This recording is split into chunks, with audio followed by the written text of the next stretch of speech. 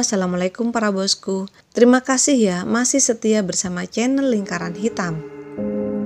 Kali ini kita akan membahas tentang adat suku Madura yang sangat antusias. Bahkan banyak yang para perantau rela pulang kampung demi menyambut Hari Raya Idul Adha di kampungnya. Semoga konten ini menginspirasi dan bermanfaat bagi kita semua. Idul Adha adalah panggilan pulang untuk para perantau Madura, dimanapun berada dan apapun pekerjaannya. Entah demi silaturahmi dengan keluarga besar, atau karena kerinduannya pada makan beramai-ramai di musola atau masjid. Saat Hari Raya Idul Adha, saat orang beramai-ramai mengolah daging kurban, di kampung di balik perbukitan kapur itu tak akan ada sate yang gosong atau kurang matang dibakar. Bisa dipastikan, di kampung di Sampang, Jawa Timur, semua daging sate, sapi maupun kambing bakal terbakar sempurna. Bagaimana tidak? Dari 150 di antara 2000 kepala keluarga warga desa Karanganyar, Kecamatan Tambelangan adalah penjual sate profesional. Dan Idul Adha semua bisa dipastikan toron, pulang kampung. Paling banyak berjualan di Solo dan Jogja, mulai yang masih pakai gerobak bahkan sampai yang sudah buka stand atau depot, kata Kepala Desa Karanganyar.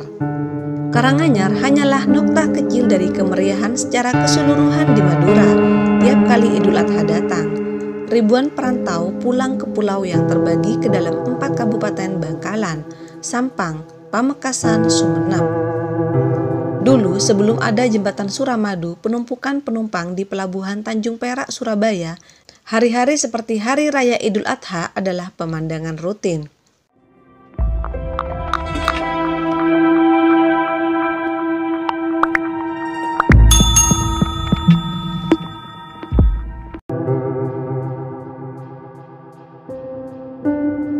Para perantau Madura antri menunggu kapal yang akan mengantarkan mereka ke Pelabuhan Kamal, Bangkalan, yang kampungnya di pulau-pulau kecil sekitaran Madura, malah harus berupaya lebih ekstra lagi.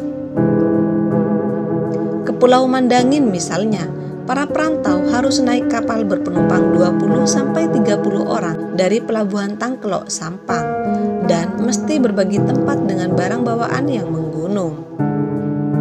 Masih sulit diukur, juga tidak ada yang berani memastikan, tapi sampai ada yang menyebut, yang toron ke Madura saat Hari Raya Idul Adha itu konon lebih banyak ketimbang Hari Raya Idul Fitri. Sudah pasti, tak cuma para penjual sate seperti di Karanganyar atau para pekerja di sektor informal lainnya yang melakukannya.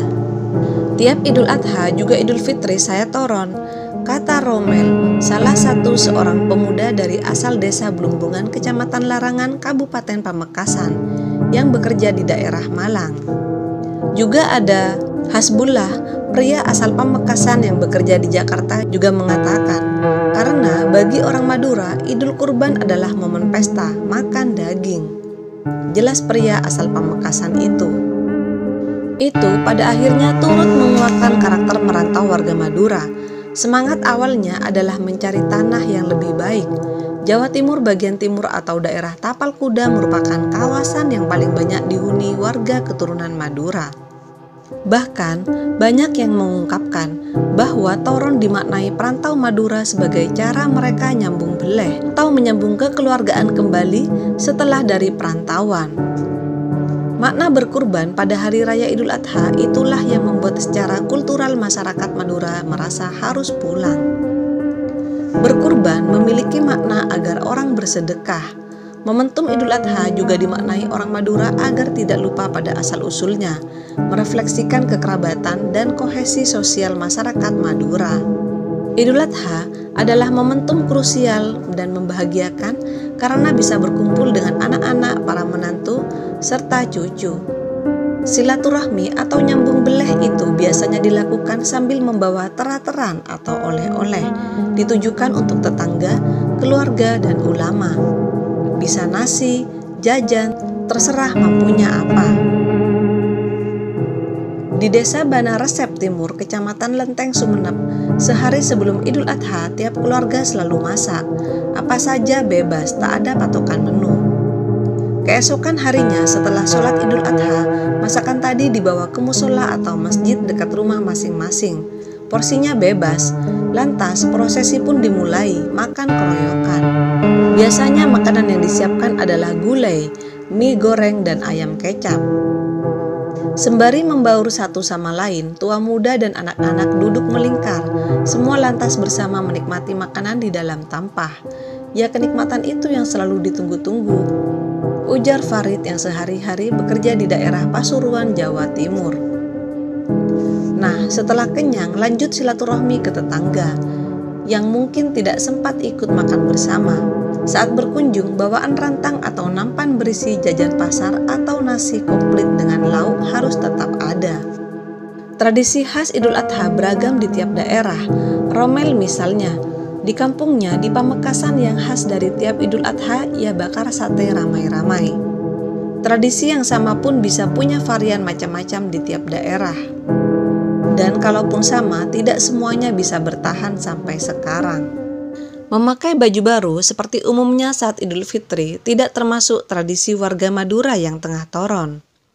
Saat toron Idul Adha, yang terpenting yang mengenakan baju yang pantas saja.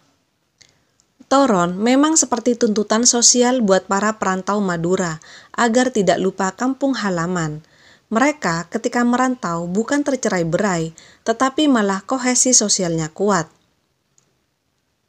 Dengan kalimat lain, dimanapun raga berada, jiwa para perantau selalu tertambat di Madura.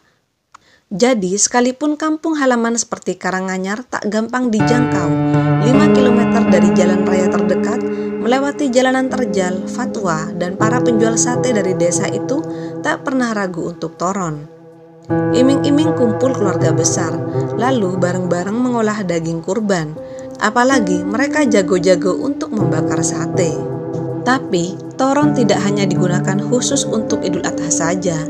Ada 3 hari besar keagamaan Islam yang diagungkan masyarakat Madura, yaitu Hari Raya Idul Fitri, Idul Adha, dan Maulid Nabi Muhammad SAW. Bahkan, biasanya Maulid dirayakan besar-besaran, seperti yang biasa dilakukan di Desa Karanganyar, Kecamatan Tambelangan, Sampang. Perayaan tersebut digilir tiap rumah. Toron, pulang, mudik, atau apapun kata yang kelak digunakan, tak bisa dipisahkan dari tradisi merantau warga Madura yang masih terus terawat.